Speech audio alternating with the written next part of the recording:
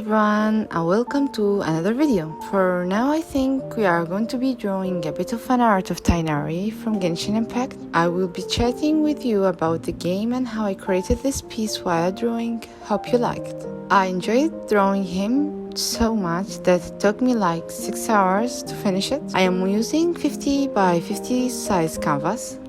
I've already created the sketch of the camera, so sorry for that. Normally, I draw all the characters' features in separate layers, then merge them all in one layer once I decided on the pose I want.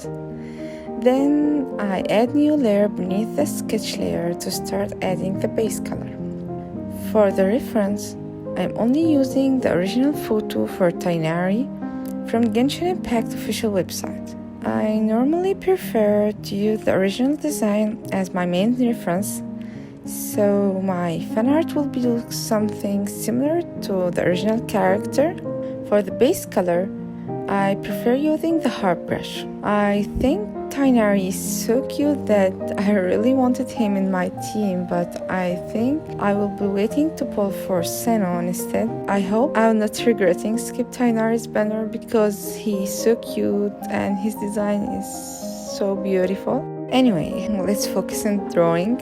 There are two ways I use to add the base color. The first one is just adding the base color with the normal brush, or we can use selection tool. We can use selection tool for adding the base color, and I think this is a better way, especially for making the hair.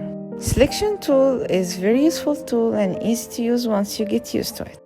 All you have to do is select in the area you want to color as if you are drawing a line art for this area.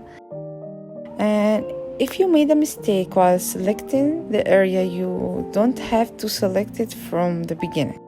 All you have to do is just undo it. That's it.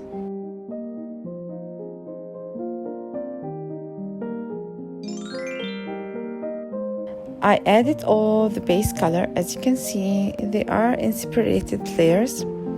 When I finish adding the base color, I start merging all the clothes layers together.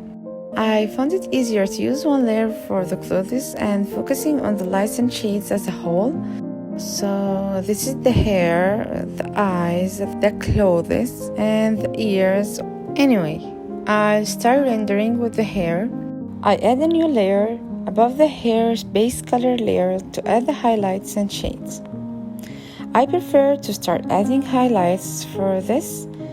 I start using my brushes, not the hard brush I used for the base color. Let's add the highlights. I really enjoy adding the highlights so much. After adding the highlight, I add another layer beneath it for the shades. I choose darker colors for the shades.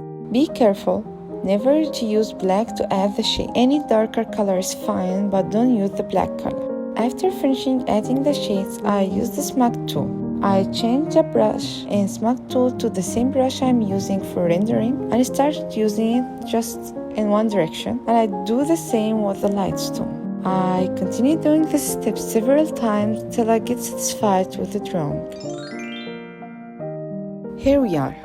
This is the final result that I've got. Normally, after I finish adding highlights and shades, I add another layer and change its mode to color dodge.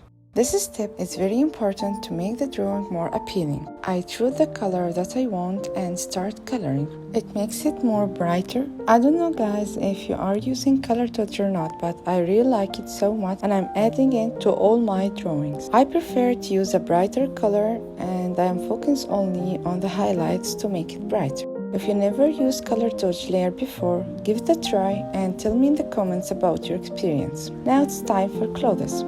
As I told you, I prefer to merge all the clothes layer together in one layer to focus on the highlights and shades as a whole, as it makes it easier. Thank you for watching. Bye!